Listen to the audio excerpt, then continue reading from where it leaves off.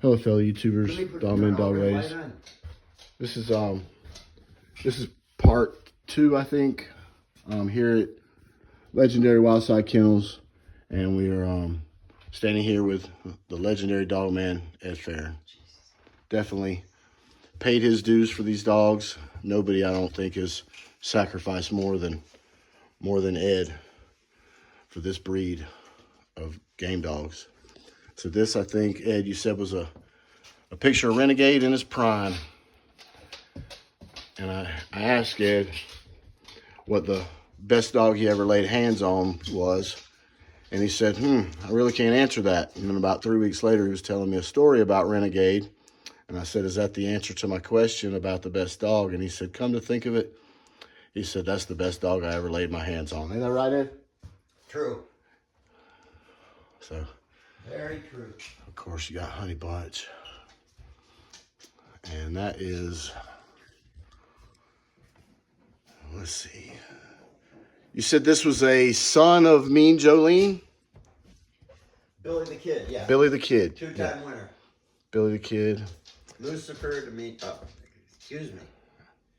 Long's Weirdo to Mean Jolene. Right, I had to think. And this one here you said was Hellraiser's sire? No, or that's Lucifer's Lucifer's father. Cave Cujo, owned by Terry. Yep, Cujo. But he's got so much stuff. His walls are like a museum. Well, 2017, Pitbull Club. He's got so much stuff here. I'm gonna pan over here and there's Hellraiser. I think that. Yep, that's didn't he make the cover of? Gorgeous. Was he a cover of a magazine one time? No, but he's pretty as a picture. Yeah, that's the picture that I remember that's the only one I think I know of him. Ooh. See that black dog there? That's Faron's Tasmanian Devil, the black dog. This right here. This one? Yes. Okay, that's a dog that when we lived in British Columbia, I bought from John and Carol Fitch of Indiana as a puppy. He was off of Fitch's Champion Diamond Jim to Fitch's Little Bit. Jim was an inbred son of Zebo. Little Bit was a daughter of Zebo. Talk about tight, and that was a monster. I had only one bad trait, unfortunately, not uncommon in Zebo dogs.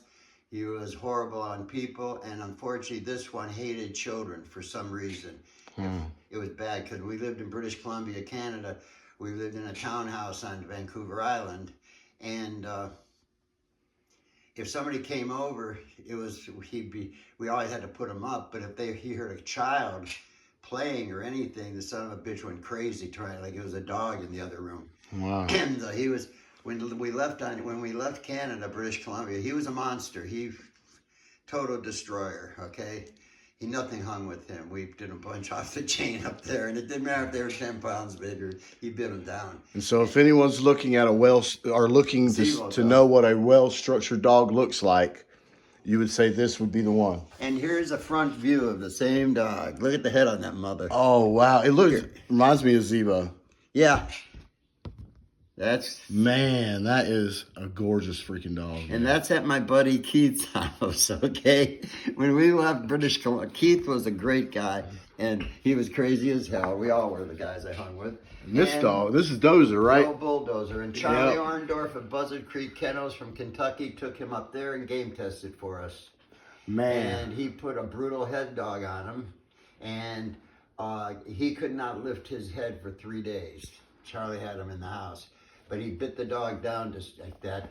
But the dog was brutal and ate his face up. And basically, Charlie said for the first week when he put him outside, he'd use his face like it was the front wheels of an airplane to bounce off his chin so he could stay on his feet to go to the bathroom and that. I also would like to add to all the viewers on YouTube and dog men, dog ladies, that all of these perspectives are coming from a historical point of view. None of this is present day.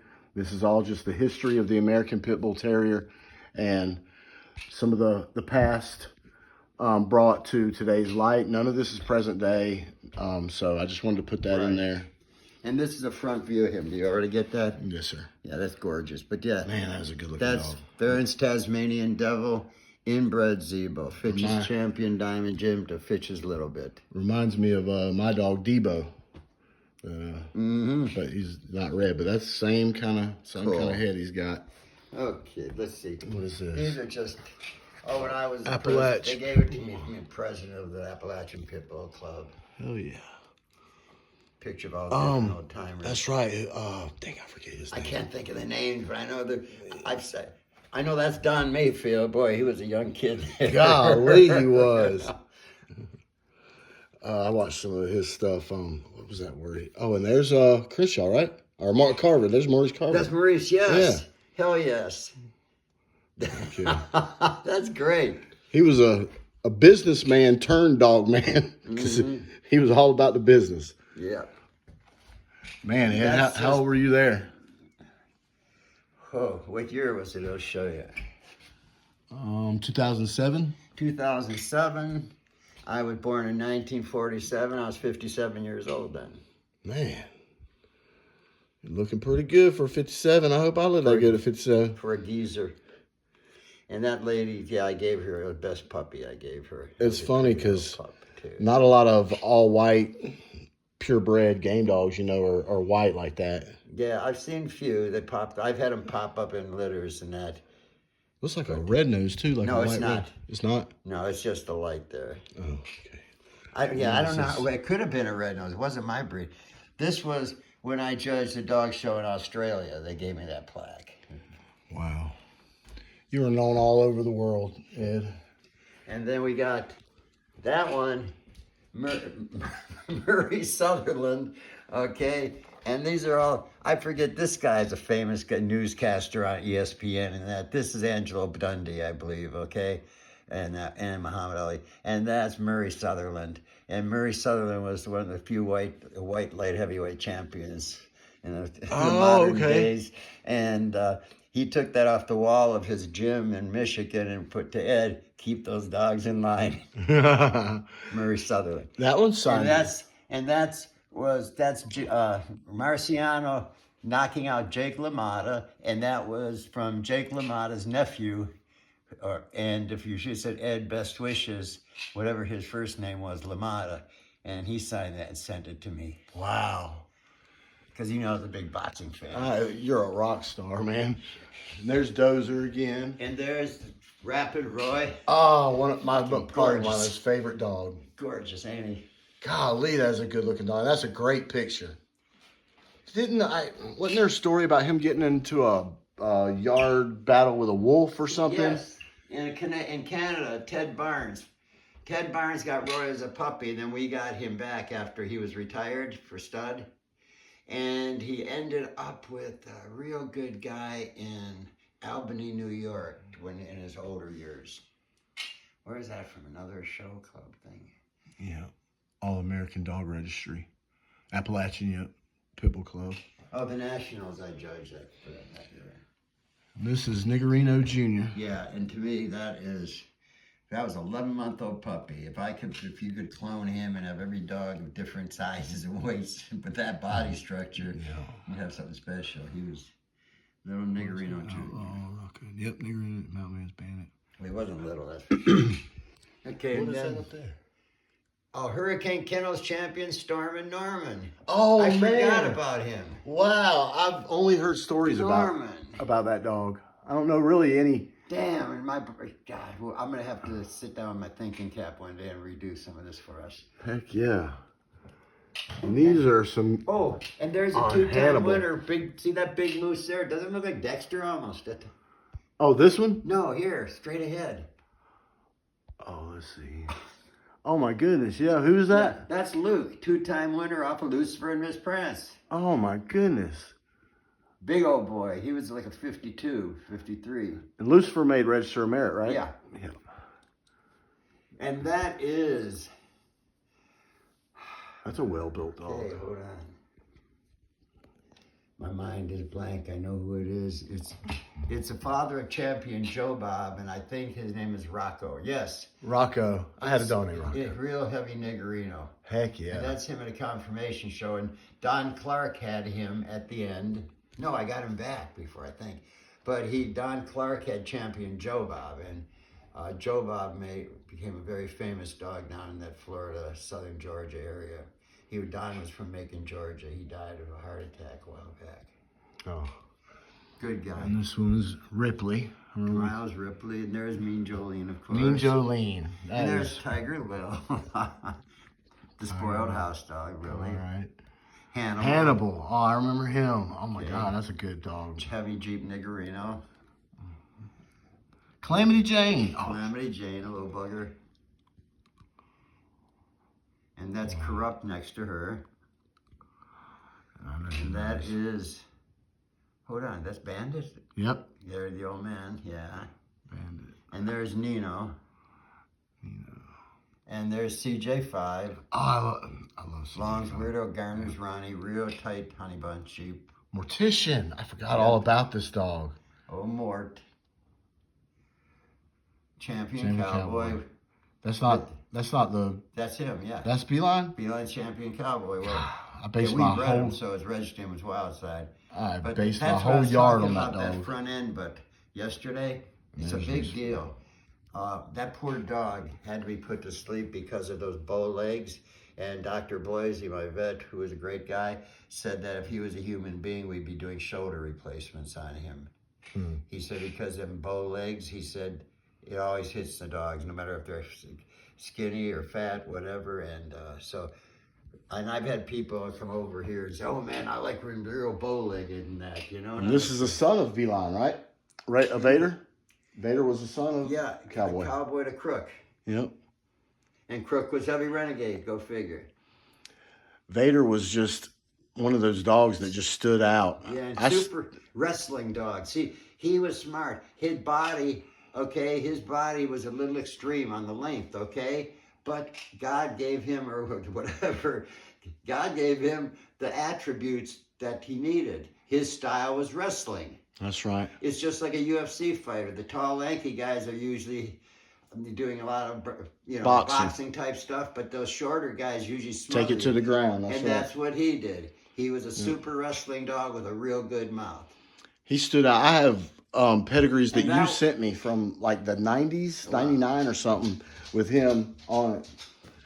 And that painting was done by my good friend Dawn Greenfield of New York. That is a great painting. Yeah, that was a gift she brought down many years ago.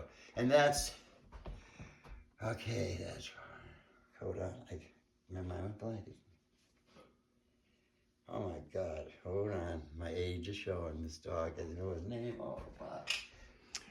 There's Finley's bow. What was that? Outlaw, no? Is that Outlaw? I think that is Outlaw. That's Grand Champion Outlaw, I thought it was. And that's Niggerino underneath them. Now, whenever you used your Niggerino stuff, were you using it for structure, athleticism, wind, or because I know it's a lot of people, it's known for mouth. But I was just wanting to ask from the man that used it, well, what was its best attributes? Athleticism, wind. If you look at some of the pedigrees of the champions or in which match winners off our stuff, they produced a good, well-rounded dog, but what they did throw was plenty of effing mouth, okay?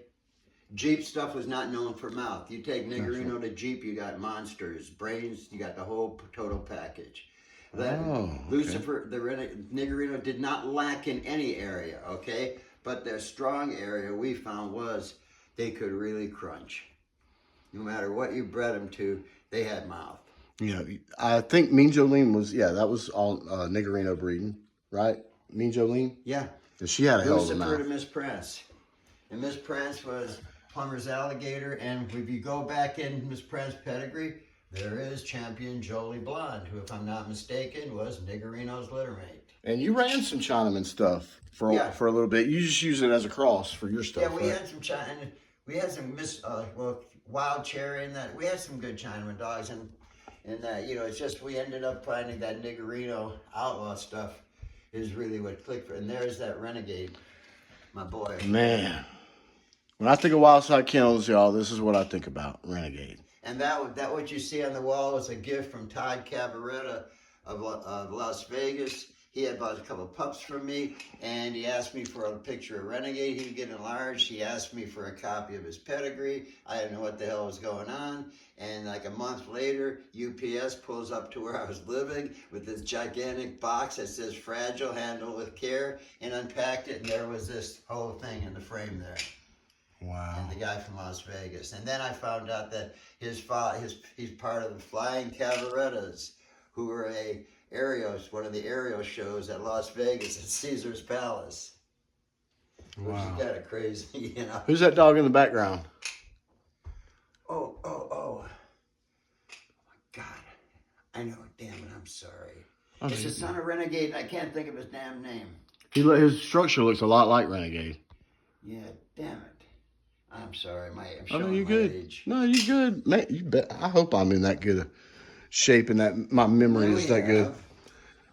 Mountain Man's Bandit. Yeah? No, yeah, and now this story here is Mr. P. Suachai. This is when we lived in Lenore, flew from Bangkok, Thailand. We had to pick him up at the airport to present this to us. It's done in charcoal in Thailand. To present this to us.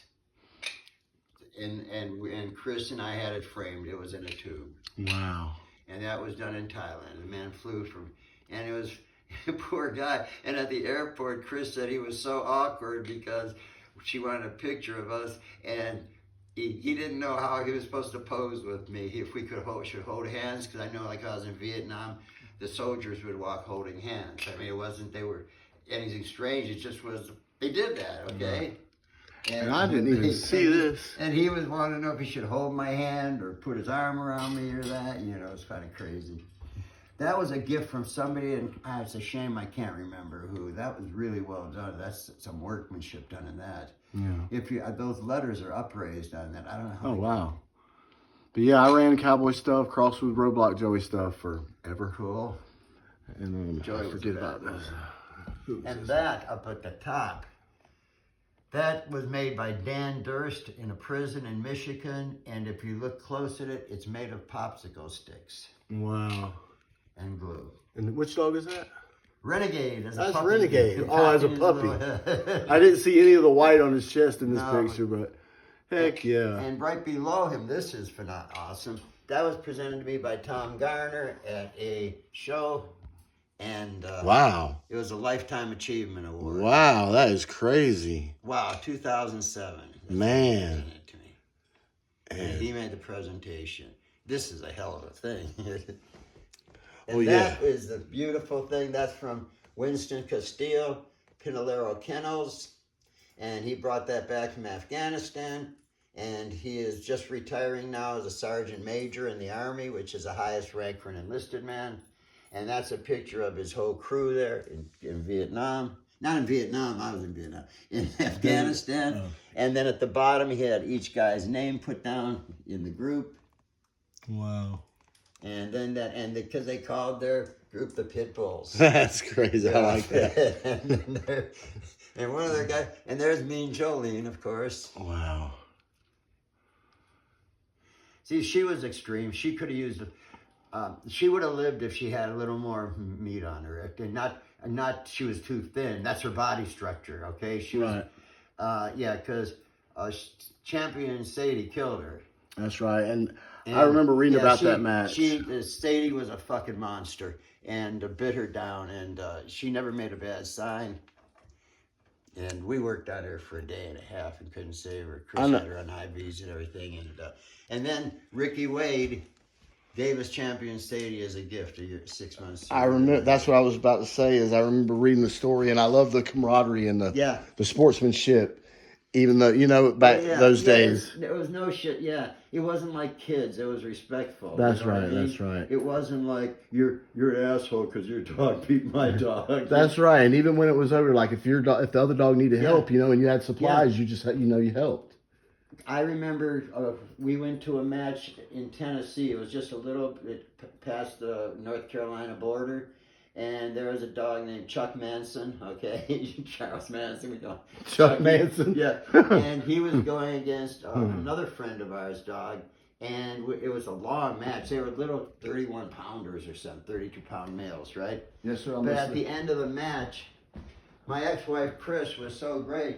What she had at pitside, she had filled up a duffel bag with some heating, like hot water bottles, and there was IV fluids all set up. And within minutes of that match with Chuck Manson and the other guy's dog, Chris had both dogs on IV fluids in the pit. Wow, I remember you saying that she was the brains behind a lot of stuff, you know? She could save a damn corpse, I swear to God. That was taking me up somewhere, and that's a guy that committed suicide, unfortunately, his dog. And nothing to do with the dog, he had problems. Oh. And he wanted me to pose with his dog. And that was my hat from Australia. Wow. So that wasn't your dog, or did you end up taking the dog? A dog I bred. It was a champion cowboy. Okay. Yeah. I should have guessed that. And this here is one of my favorite things here.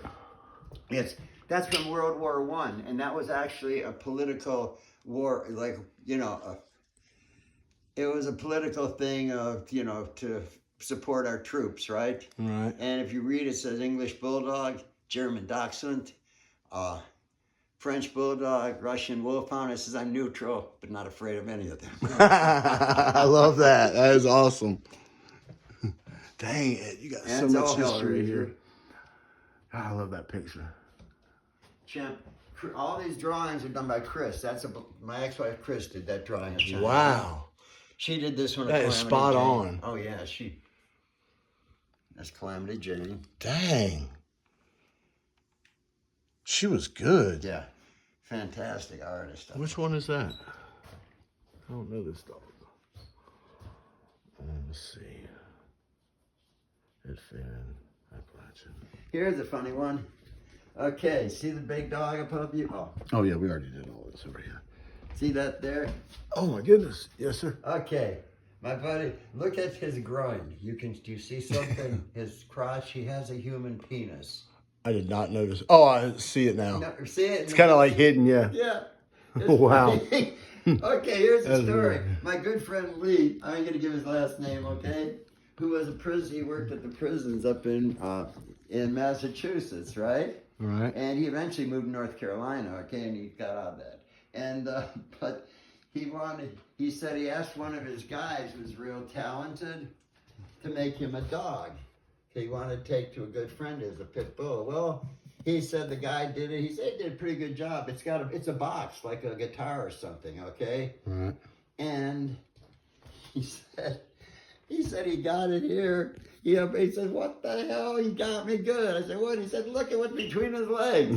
He said, it's a human genitalia. Right? He said, those guys in prison are laughing. I said, it's a really good friend of mine, and I want to bring this to him. He said that he snuck it in. Well, guys, this is going to wrap up this session. My battery's about to go dead. And I want to thank Ed Faron for the tour of his house and inviting me to his house. I can't say enough about Ed. He's one of the most compassionate and empathetic people I think I've met. Completely opposite of what the society would portray a pit bull owner.